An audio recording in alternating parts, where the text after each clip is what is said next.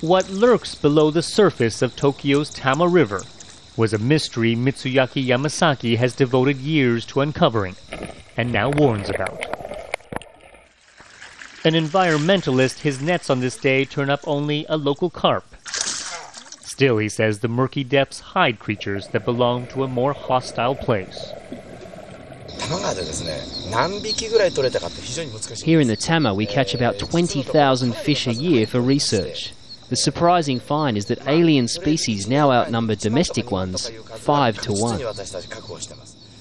Back at his garage/research center, Yamasaki shows us the alien creatures he's taken from the Tama.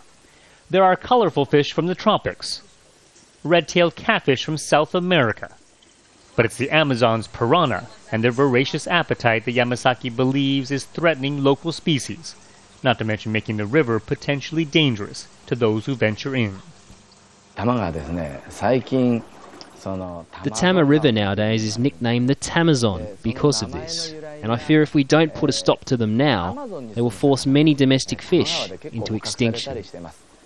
Yamasaki suspects the foreign intruders were originally dumped into the Tama by people no longer wanting to care for them, and where once they wouldn't survive Japan's winters, the introduction of sewage treatment plants, along with global warming, have raised the river's temperature, allowing the invaders to thrive.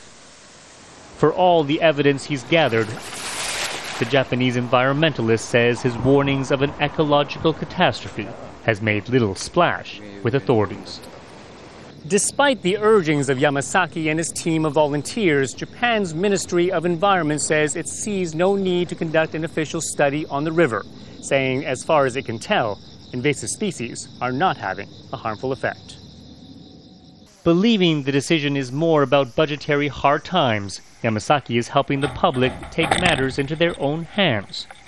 Rather than putting unwanted creatures into the river, he set up a drop box at a nearby park. The problem is, Yamasaki's own home is running out of room, and the cost of caring for the foreign visitors has eaten up almost all his savings. But he can't bear to kill any of those he collects. They are all living things. They are not to blame. Human beings are. We have to find a way to protect all creatures and all ecosystems. The Tama was once one of Japan's most polluted tributaries. Yamasaki was one of the few to stir up enough public support to bring life back to its waters. Now threatened again by humanity's actions, he fears the speed with which foreign invaders are taking over means the river's original inhabitants could soon disappear for good. Steve Chow, Al Jazeera, on the Tama River in Japan.